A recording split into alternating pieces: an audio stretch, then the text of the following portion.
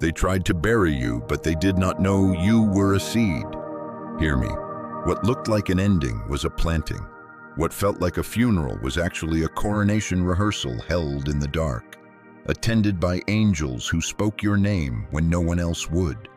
You have been walking with a weight that should have broken you, and yet the ground itself has started to remember your footsteps. I am speaking to the one who has been singled out by storms, the one whose life has never been random, the one whose tears were counted like currency. You, the chosen one. You, the one heaven has marked. You, the one who keeps waking up on the days you didn't think you could. There is a crown being forged out of the very metal of your suffering, and the fire that tried to consume you is the same fire that is shaping it to fit your head. You can feel it, can't you? The air has that strange stillness, like the moment before a downpour, when the sky holds its breath and the birds go silent. For years, you were the person people misunderstood because they judged your chapter 2 while God was writing chapter 20. They saw the mess. He saw the mosaic. They saw the flaw. He saw the fiber. How many rooms have you entered where the temperature shifted and you blamed yourself for the cold, not realizing your presence was exposing what the room could no longer hide? How many times did you apologize for the light that leaked out of you as if it were a crime? The betrayal, the slander, the sudden distance from those who once pledged forever, these were not punishments. They were revelations. Masks fell and it hurt, but the theater had to close so the temple in you could open. You learned to smile with lips that tasted like salt because the nights were salted with tears. There were mornings when your pillow knew your prayers better than your friends did. You carried questions like stones in your pockets and spent whole afternoons trying not to sink. There was the season when your hands could not hold anything steady. Finances trembled, health trembled, relationships trembled, and you thought, this is how I break. But listen, nothing essential in you broke. What shattered were the shells, outdated identities, survival patterns, loyalties to smaller versions of yourself. What cracked were the agreements you made with fear when you were young and needed it to feel safe. You outgrew those agreements, and like any tight garment, they split at the seams. That tearing sound, that was freedom making room. You didn't know it then, but every no that knocked the wind out of you was a hand on your back turning your face toward a yes with your name etched into it. The job you lost closed a door that would have caged your voice. The relationship that ended stopped a slow leak that would have emptied your soul. The delay that humiliated you kept you from arriving early to a place not yet ready for your wait. The detours, that hospital corridor, that bare apartment floor, that long, quiet drive where you talked to God out loud were not wastes of time. They were altars you built along the way, even when you didn't know that's what you were building. And heaven remembers the coordinates of every altar you ever made. People called you sensitive, as if discernment were a flaw. They told you to shrink your dream, to match their fear, to hush your hunger, to make yourself agreeable until you disappeared. But your spirit refused to sign the contract. On paper, you looked finished. On paper, you looked cornered. On paper, the odds said sit down, but paper burns, and the breath of God is a living wind. You are still here because a covenant older than your bloodline holds you. You are still here because there is an assignment that keeps pulling you through doors that weren't supposed to open. You are still here because your name is braided into a promise, and promises have gravity. They tug on reality until reality yields. If you are hearing this, something in your story is about to tip. The voice that once sounded faint in the back of your mind has moved to the front and cleared its throat. The pressure you feel is not punishment. It is the final tightening of the band before the arrow releases. That ache in your chest is not dread. It is the weight of new breath gathering. The silence you've been enduring has not been empty. It has been pregnant, and what is about to be born will not fit in the small rooms where people once tried to keep you. I know the private ledger you keep, the memory of what they said behind your back, the texts that never got answered, the promotion that passed you by, the friends who ate at your table and then fed your name to wolves. I know the way sorrow sits behind your smile when you're polite in public and unspooled in private. I know how betrayal makes the world tilt, how it rewrites the map in a night. But I also know this: the God who counts sparrows counted those moments too. He wrote every tear in the book he keeps on you, and he did not merely observe, he invested. Your pain has gained interest. Your long nights have accrued compound grace, and the time to collect is near. Think back to the moments that should have ended you, the accident you narrowly missed, the diagnosis that reversed, the bill that got paid by surprise, the check that arrived the day you were down to coins, the word a stranger spoke that felt like it was written for you alone. Those were not coincidences, those were messages in the language of rescue. Heaven has a pattern with you. Whenever the waters rise, a way appears where there was no path. Whenever the furnace burns, a fourth figure stands beside you. Whenever the crowd shouts, a still small voice calls you by your true name, and the noise loses its teeth. You were not designed for easy roads. You were designed for holy ones. That is why shortcuts make you feel sick and gossip never tastes good in your mouth. That is why your conscience refuses to sleep through injustice. That is why you carry a strange mix of gentleness and steel. You can wash feet and you can flip tables. You can keep secrets and you can speak truth that splits stone. The contradictions in you are not contradictions at all. They are balance. Priest and warrior, lover and watchman, soft heart, strong spine. You have been crafted for impact, and impact requires density. Your seasons of crushing have only compacted your core. So lift your head, not because I say so, but because you're starting to hear the hinges. Doors are moving. The oil from all those hard years is finally rising to the surface like fragrance from a jar that has been waiting to be broken. You did not come this far to be a cautionary tale. You came this far to be a living psalm, to embody a sentence God has been eager to speak in your generation. What tried to kill you crowned you. What tried to shame you anointed you. What tried to bury you became the soil that fed your roots until you could hold the weight of fruit. You have been rehearsing royalty without knowing it, learning patience in lines that never seemed to move, learning humility in rooms where no one clapped, learning wisdom from wounds that other people refuse to acknowledge. And now the hour is drawing near when the author will turn the page in front of everyone who said the story was over. Do you feel the tremor under your feet? That is the kingdom aligning. Do you feel the gentleness on your face? That is the hand you cannot see, lifting your chin so your eyes meet the horizon. Do you feel the quiet courage in your belly? That is your crown taking shape. Breathe. Stay with me. The darkness that thought it had you will soon be lighting your way away from behind. And when you look in the mirror, you will recognize the person you always were, chosen, kept, and ready. You have walked through a country of shadows and learned its dialect, not because you wanted to, but because life subpoenaed you to the witness stand of your own soul. There were nights you slept in armor because you didn't know which arrow would come next, or from whose quiver it would fly. Some attacks were obvious and loud, clattering on your doorstep with the arrogance of a battering ram. Others were soft, smiling, and scented, slipping in through the language of politeness, turning affection into anesthesia so you wouldn't notice the cut until the bleeding pooled at your feet.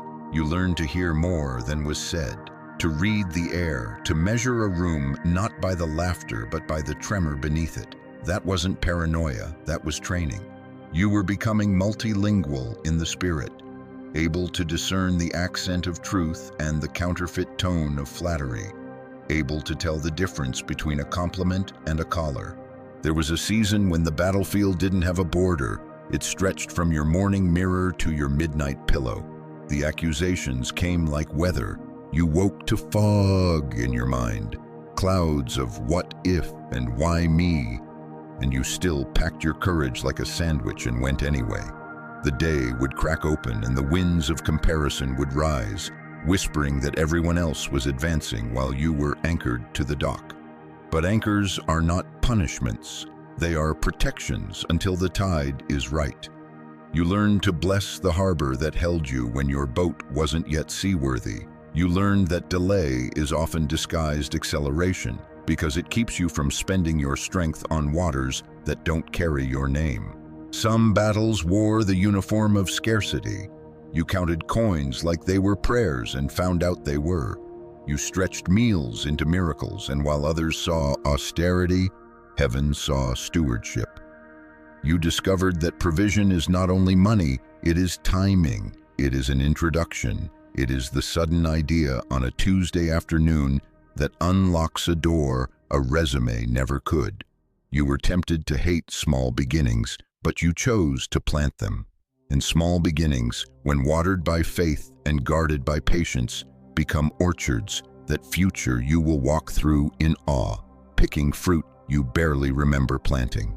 Other battles marched under the banner of identity. Words thrown at you in childhood tried to re-enlist themselves in your adulthood. Voices that benefited from your confusion tried to keep you married to it. They told you to be palatable, to be predictable, to be pleasant, even when it meant being absent from yourself.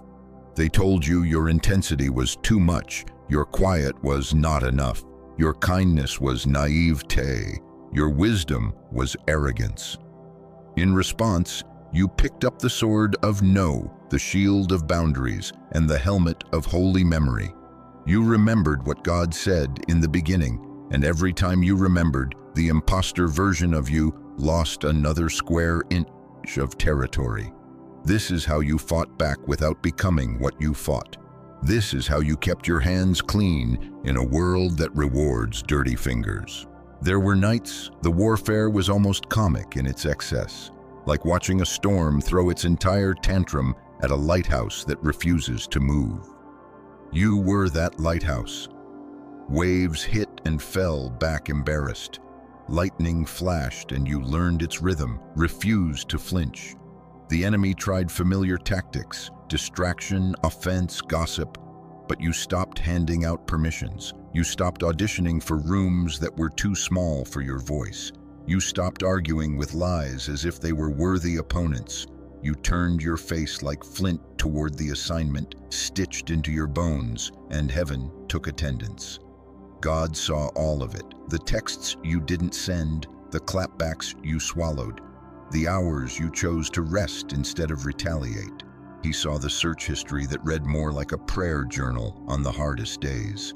He saw you step outside to breathe rather than break, wash your face rather than wound, praise in a whisper rather than curse in a shout. Nothing was wasted.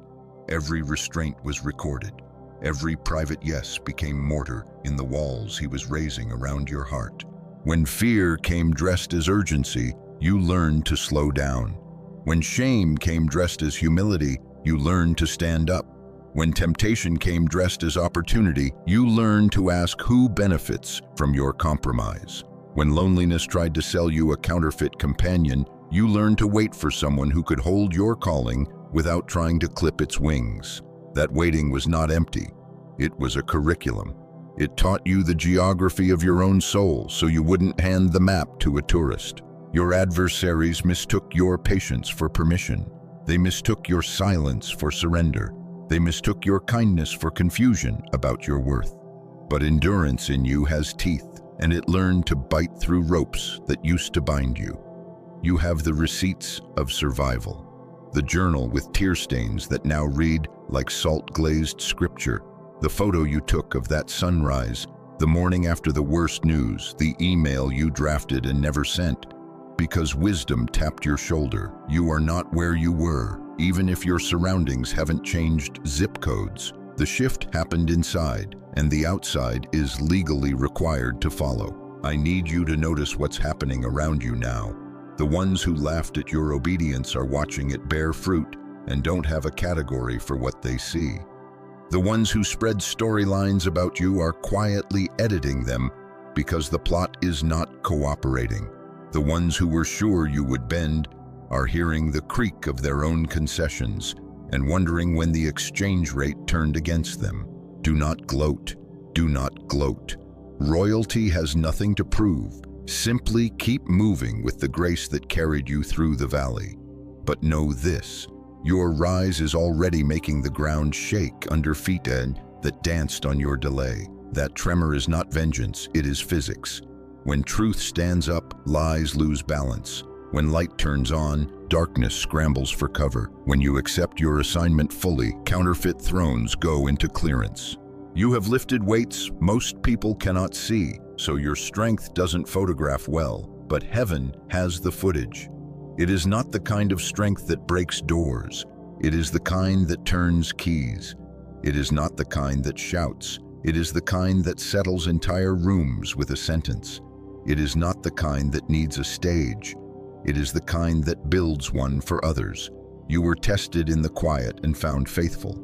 You were tempted to become bitter and chose to become better, then wiser, then softer without becoming weak.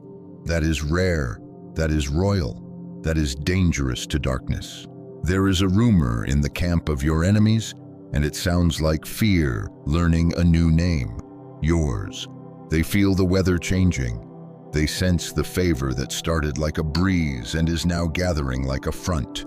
They cannot pinpoint the moment, only the momentum. They do not know that while they were talking, you were transforming, that while they were plotting, you were pruning, that while they were hedging bets on your failure, you were building an altar with your bare hands and letting God light it himself. And when heaven lights something, no one else gets credit for the flame. Look back without living back. The lion's den that thought it had you is now a testimony of the power of closed mouths. The fiery furnace that tried to brand you with shame ended up perfuming your clothes with the scent of deliverance. The Red Sea you didn't know how to cross revealed a path only feet like yours could find. You have a history with God. That history is your passport. Through the borders fear tries to set up. Stamp it again today with remembrance. Stamp it with gratitude. Stamp it with the knowing that he has never once been late to your rescue. He has only been perfectly inconvenient to your ego because saving you and sanctifying you are not the same thing, and he loves you enough to do both. Now breathe, feel how your lungs obey even when your mind feels tired. That obedience is a sermon, in and out, receiving and releasing, taking what is life and letting go what is not. This is how you will walk into rooms you were once excluded from, not with performance, but with presence.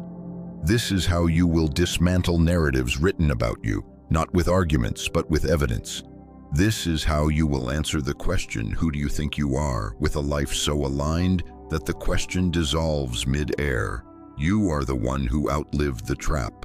You are the one who learned to bless your enemies without inviting them back into the counsel of your heart. You are the one who knows that mercy is not amnesia. It is choosing not to be ruled by what you remember. If your hands are trembling as you hear this, it is not weakness. It is recognition. You can sense the cadence of victory approaching, the drumbeat that says your time is not coming. It has arrived and is unfolding in increments your nervous system can handle. Do not rush it. Do not resist it. Walk with it the way you walked with grief. Honestly, attentively, letting it teach you how to carry joy with the same reverence you carried pain. Because you will, because you already are, and because the God who saw you fight in the dark is now letting the dawn tell the truth about you in a language everyone can understand. Justice is not an abstract idea circling the sky. It is a living river, and I hear the sound of its waters moving in your direction. The same God who saw you stand quietly while half-truths posed as history is about to speak in complete sentences. He is arranging a stage you did not ask for so he can set a record you stopped trying to correct. You tried to defend yourself and felt the grace lift, so you learned to be still. You bit your tongue until it bled. You let the storm exhaust itself. You let time do what time does in the hands of eternity. Now watch this. What was whispered will lose power in the light. What was edited will unravel when the full footage plays. What was borrowed authority will evaporate when true authority enters the room. Do you feel the shift in the air? That's not your imagination. The gavel is in his hand, and the verdict is being read aloud where it matters most. I am not promising a cinematic apology tour from people who never learned the language of contrition. I am saying God is about to make clarity public. He does not need an admission of guilt to release you into honor. He only needs a moment, and he has scheduled one. The lies that clung to your name like burrs will find nothing to stick to. Slander thrives in confusion and dies in coherence, and your life has become coherent. The doors that would not open are responding to a key they can't resist. Evidence. Evidence of consistency when convenient angles said you should have folded. Evidence of fruit where drought was prophesied by jealous lips. Evidence of peace that cannot be faked over time. Evidence of a character he built while they were busy curating opinions. God is about to let the evidence speak, and when evidence speaks, arguments go quiet. You will see a reversal, but notice how it comes. It will not arrive with trumpets of revenge, for vengeance is too small for your destiny and too crude for the architecture of your heart. It will come like dawn, unavoidable, gentle, absolute. Places that refused your hands will request your wisdom. Tables that never saved you a seat will ask you to bless the meal. People who once rolled their eyes at your convictions will borrow those same convictions to rescue their own houses from collapse. This is not humiliation for them, it is harvest for you. Your assignment was never to watch them fall, but to rise so clearly that falling becomes unnecessary for anyone willing to face the truth. Reversal is not only about you being lifted, it is about the atmosphere learning the difference between counterfeit and consecrated. Let me talk to the part of you that still flinches when you think about walking back into certain rooms. I know that door remembers the day you left with empty hands and a burning face. I know that hallway heard the laughter you tried not to notice. But the oil on your life has matured. You are not returning as a refugee from your past. You are returning as an ambassador of what God has done in your present. You will not need to say much. You will not need to bring exhibits of your worth. The peace you carry will settle the dust. The way your eyes hold compassion for people who did not show you mercy will be a testimony in a language that bypasses defensiveness. Mercy is the only robe heavy enough to carry this crown. Put it on again. Forgiveness is not a favor to the past.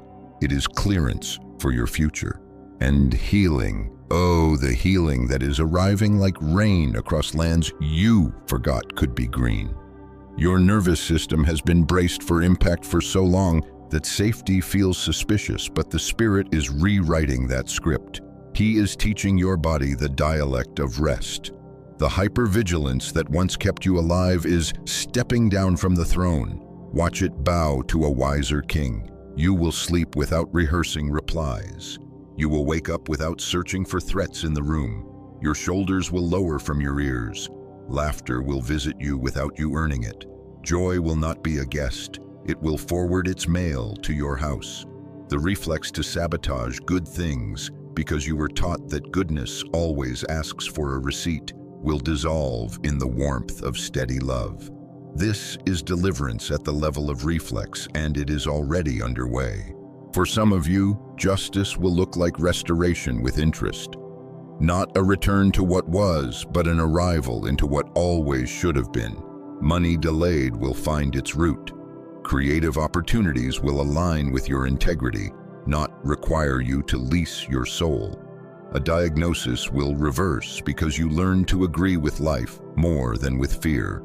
For others, justice will look like redirection so precise that you will weep for the kindness of what didn't happen. The contract that fell through saved your breath for the room that needed your song. The partnership that dissolved spared your heart from a harvest of thorns. The The roadblock that embarrassed you kept you from building a house in a floodplain. This is how heaven protects vision, by letting certain doors be heavy enough that only purpose can lift them. I need you to hear me clearly. You are not waiting on permission to walk in victory. You are acclimating to it. Victory is not louder than you think. It is quieter. It does not scream in caps lock. It hums through aligned choices. It is the repeated yes to the small, faithful things that feel beneath your calling, only to discover they were the staircase to your calling. It is answering emails with honor. It is paying people on time. It is apologizing quickly and retaining your boundaries. It is volunteering to do unseen work because you are seen by the only eyes that matter. Victory is not an event. It is a culture in your soul that reality eventually mirrors. Lift your hands where you are, maybe not literally if you're in public, but lift them in the inside sanctuary that only you and God can see. Whisper what you have been too tired to declare. I agree with the goodness you planned for me. I release every counterfeit narrative. I receive the crown forged from what tried to crush me. Say it simply and mean it.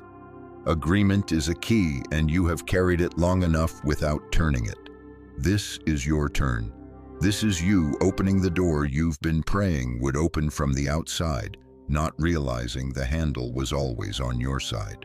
Now walk with me into a simple act of courage. Reach for one thing you put on a high shelf because the last attempt hurt. The manuscript, the application, the conversation, the song, the degree, the therapy appointment, the forgiveness letter you write only to leave at the altar. Do one concrete thing in the next 24 hours that says, I believe what God said more than I fear what people think. Send me a message of agreement in your spirit if you need to, but more than that, send your life forward with a step. Faith is not a vibe, it is movement. You do not have to sprint, you only have to move. And as you move, let your mouth become a trumpet of gratitude. Thank Him in advance, not because gratitude bribes God, but because it calibrates you. Grateful hearts recognize doors others miss. Grateful hearts waste less time in rooms that have already served their purpose. Grateful hearts are impossible for darkness to digest. So let thanks leak out of you today. For breath, for lessons, for the strange mercy of being misunderstood because it kept you from alliances that would have cost your destiny. Thank Him that the scoreboard of heaven never needed public approval to count what mattered. If this word is gripping you, don't only watch it, partner with it. Speak it over your home, save it, and let it play when the old ache tries to narrate your night. Share it with someone whose hands are slipping. Be the lifeline you needed last winter. And if your spirit has been fed here, plant a seed into the soil that's feeding you. Your attention, your prayer, your kindness to a stranger, your gift where God leads you. We build altars with what we do next. We turn amen into architecture when we act. I call you victorious, not because you won an argument, but because you agreed with truth. I call you crowned, not because a crowd cheered, but because the King chose. I call you released, not because circumstances instantly changed, but because the chains inside you have fallen and the outside is now obligated to catch up. Justice is speaking your name in public, reversal is walking up your street, and healing has moved into your house. Breathe and step. You are not on trial anymore, you are on assignment, and the world will hear about your God not because your enemies fall, but because you rise so faithfully that falling becomes unnecessary at the sound of your footsteps. Let's name what has been hunting you, not to give it power, but to take away its disguise. The attacks did not come because you were weak.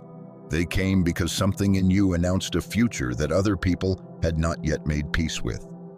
Favor is a frequency, and even when you tried to turn the volume down, those who were tuned to fear heard it and reacted. There is a psychology to backlash.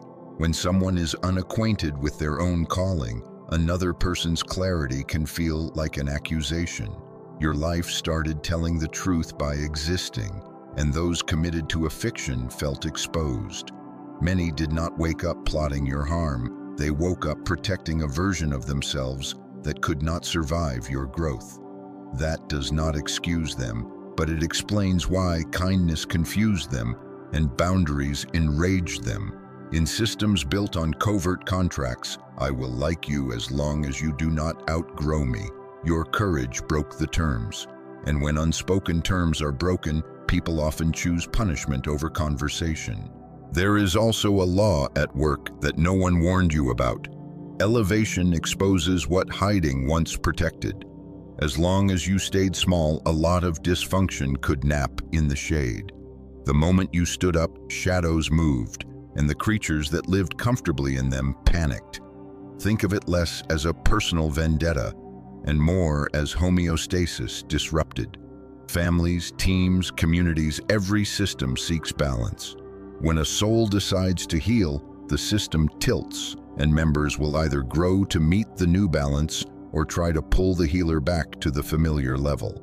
You were not only breaking your own patterns, you were disturbing inherited rhythms. That's why the resistance felt ancient. That's why the arguments sounded older than the people speaking them. You were wrestling not just with opinions, but with atmospheres. Here is the paradox no one likes to preach. The more heaven trusts you with influence, the more it enrolls you in hiddenness. Visibility is a test, not a prize. The crown you are about to wear was forged in rooms where no applause was allowed, because applause distorts measurement. God had to teach you to measure by obedience, not by outcome, by fidelity to your assignment, not by the noise around it.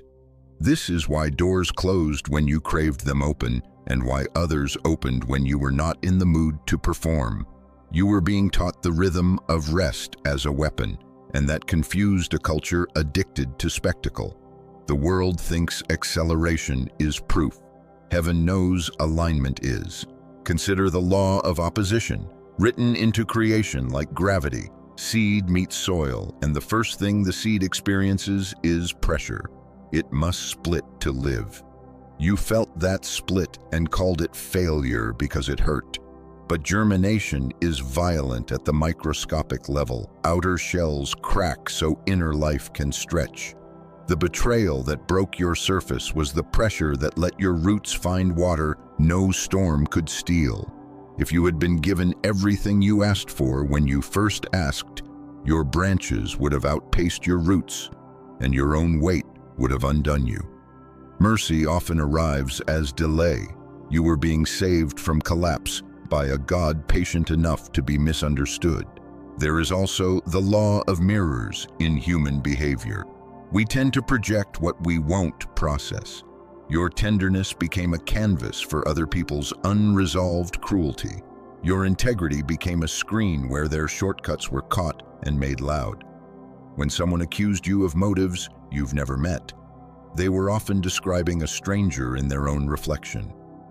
Healthy people ask, what does their success awaken in me that needs healing? Unhealthy people ask, who do they think they are, and then recruit stories to shrink what threatens their comfort. Knowing this doesn't make slander painless, it makes it legible. You can stop reading accusations as prophecy and start reading them as confession from the wrong mouth. Why did some of the harshest words come from the closest circles? Because proximity breeds the illusion of ownership. The human ego, untrained by love, mistakes access for authority. People shared rooms and seasons with you and concluded they were entitled to define you. The moment you crossed the border of their expectations, it felt to them like treason, when in fact it was obedience to God. In the economy of heaven, love never demands a smaller you to feel safe. Love builds bigger tables or blesses you to build your own. Anyone who required your silence to stay comfortable was not in covenant with your soul, only with the convenience your silence provided. Now the paradox of holy power, softness increases your strength. You were taught to brace, to argue, to show evidence on command, but you learned that defensiveness burns fuel, that discernment needs. You learned that stillness clarifies what shouting only muddies. You discovered that gentleness is not the absence of fire, but fire under governance. The lion and the lamb live together in you, and the wisdom of when to be, which is being perfected. You do not need to roar to be royal. You do not need to weep to be worthy. You can choose either without apology. This is not performance. This is dominion over your own nervous system, which is spiritual warfare at the most intimate level. Another law, often misunderstood: subtraction precedes multiplication. Before God expanded your territory, He narrowed your circle. Names fell away, habits fell away, platforms you idolized became uninteresting. You felt lonely and called it loss, but it was really pruning.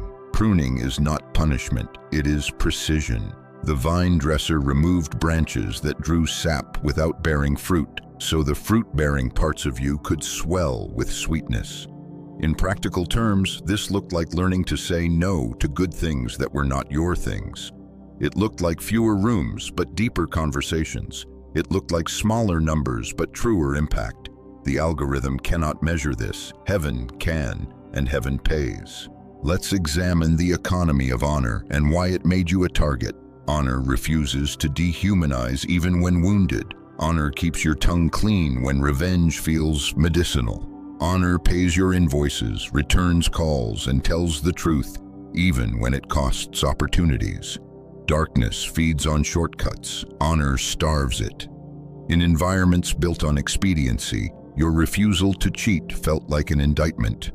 People tried to tempt you into tiny betrayals of yourself. Just this once. You said no, and your no sounded like a verdict.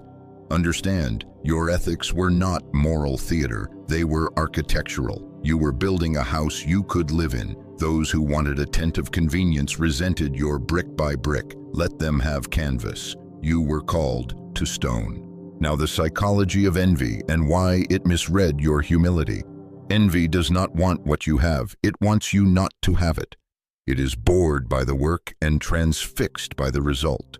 It fantasizes about outcomes while despising process. So when you refused shortcuts, envy called you naive. When doors opened without their sponsorship, envy called you lucky. When you survived what should have ended you, envy called you dramatic.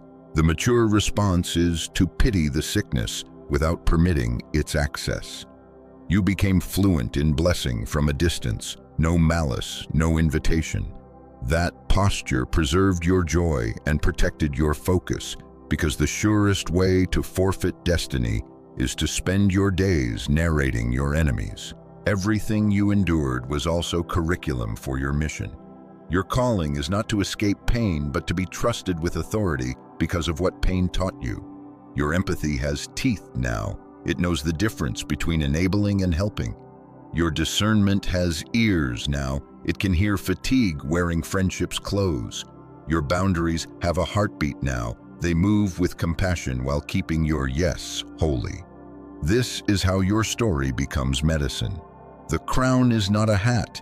It is responsibility, the weight of which would have crushed you before you learned these laws. Now it will sit on you like alignment, heavy enough to remind you who you are, light enough to let you dance. And what of the paradox of rest in a world that worships hustle? Rest is not the absence of work. It is work without warfare in your soul. It is choosing to do what grace is on and leaving the rest to God without self-reproach. You will accomplish more from rest than you ever did from panic, because panic builds towers and rest builds temples. Towers reach up to prove, temples host presence. You are a temple person. Your metrics are different. Your schedule is an altar, not a treadmill. You schedule recovery like revenue because both fund the assignment. You tithe your time to quiet so that noise cannot buy your attention at any price. Finally, connect this all the way through to why you are here. The mission is not fame, it is faithfulness. The goal is not to be seen, it is to be sent. You are a carrier of atmosphere. Rooms will breathe easier when you walk in. Decisions will get simpler because your clarity refuses to negotiate with confusion. People will heal, not because you fix them, but because your presence makes it safe for them to tell the truth. Your story will be a bridge. Some will cross to hope by walking your testimony like a road. This is why the attacks came early and hard, so you would think you were the problem and forfeit the gift. But you did not. You are still here, crown taking shape, laws now learned, heart still tender, hands still open, and because you stayed, what once hunted you will become the guardrails that keep you in your lane.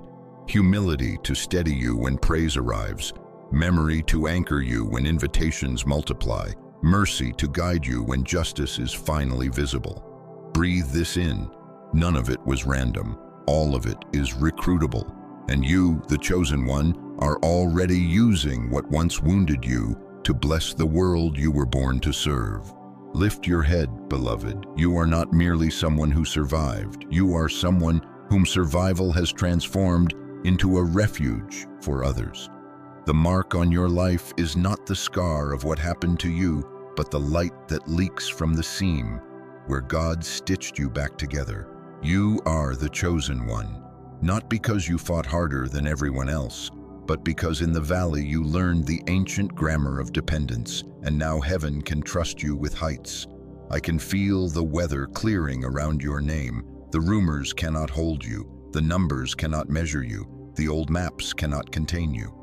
The crown that was hammered in secret is cool upon your brow, and it fits. The places that once felt hostile are going to feel hospitable to the truth you carry. Doors that used to creak will swing, not because the hinges changed, but because your presence is now the key. There will be days very soon when you step into rooms and a hush falls, not the hush of fear, but the hush of reverence. People won't be able to explain why they exhale when you arrive, but their bodies will know. Clarity will settle where confusion once had tenancy. Projects that stalled will find their next right step. Conversations that always seem to loop will land. Resources will begin to move toward purpose as if magnetized, and you will laugh because you did not chase. You aligned. Expect small signs first. A text answered quickly, a forgotten application resurfaced with favor, an invitation you do not have to audition for. Then expect the bigger movements, the partnership that honors your values, the platform that does not require a costume, the provision that arrives on time without debt to your peace. This is not fantasy. This is what happens when a life returns to original settings: truth, honor, presence, obedience, and refuses to negotiate with lesser gods.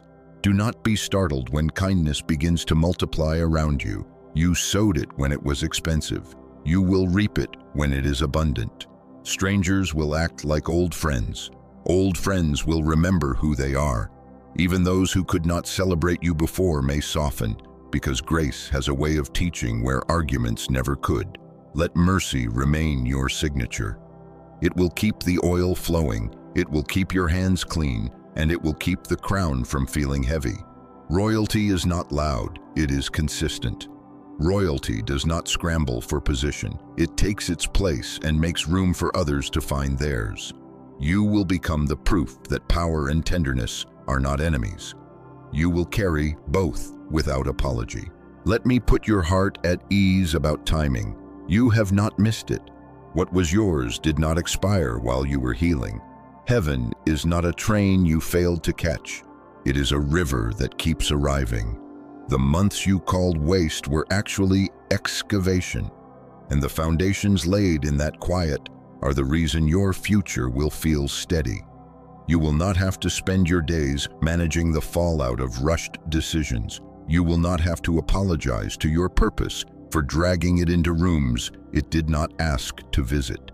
You will not have to live with that ache that says, "I sold a piece of myself for this." That ache is leaving. In its place will be the gentle pressure of peace, not the absence of challenge, but the presence of rightness. You will know it like you know clean air after rain.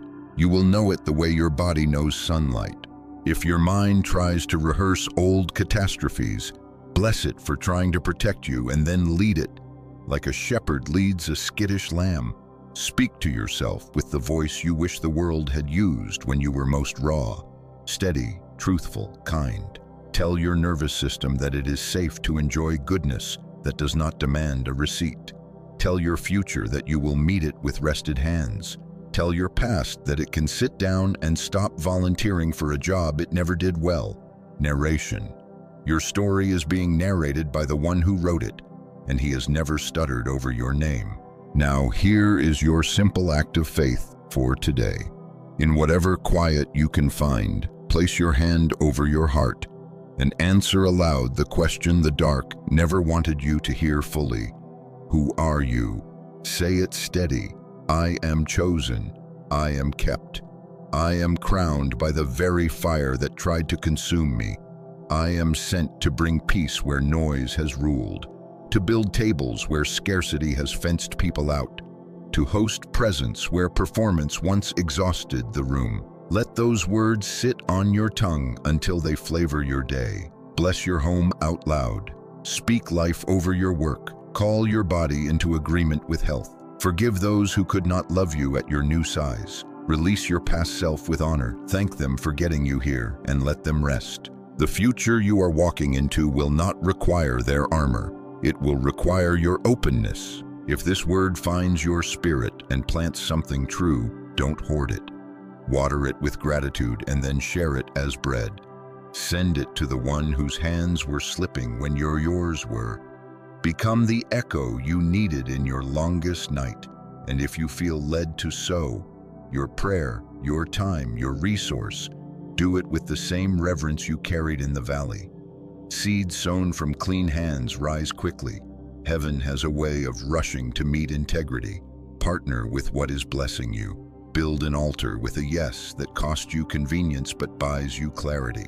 I bless your next steps to be light and sure. I bless your sleep to be deep and unbothered. I bless your table to overflow with laughter that does not hide pain but escorts it to the door. I bless your name to be spoken in rooms where kindness is still the currency. I bless your eyes to recognize divine appointments without anxiety, and your ears to hear the soft no that saves you from the loud mistake. I bless your work to carry the fingerprint of presence, so that even the ordinary things you do feel like sanctuary for those who touch them. You are not bracing for impact anymore. You are learning to carry joy with the same dignity you carried sorrow. You will not fumble it. You will not sabotage it. You will not apologize for it. You will steward it. And when the day ends and you stand in the mirror you once avoided, I want you to notice what has changed. The fear that narrated your features is gone. The accusation that shadowed your eyes has lost its grip. What remains is someone recognizable at last. The version God whispered over you before anyone wrote a script. Smile back. You kept faith in the dark. That is why light recognizes you now. This is not the epilogue. It is the chapter your whole life was leaning toward. Walk it out with the quiet confidence of one escorted by goodness and mercy. If your heart is in agreement, seal it with a simple prayer. Here I am. I receive what you are giving. I will carry it clean. I will love without losing myself. I will lead without leaving you, and then breathe like you trust the one who answers. When you are ready, step out into your ordinary hours as the most extraordinary thing in them, a crowned soul at peace. I am with you in spirit, cheering softly, certain of your bright road. Go in grace. Go in truth. Go in the easy strength of one who finally knows their name.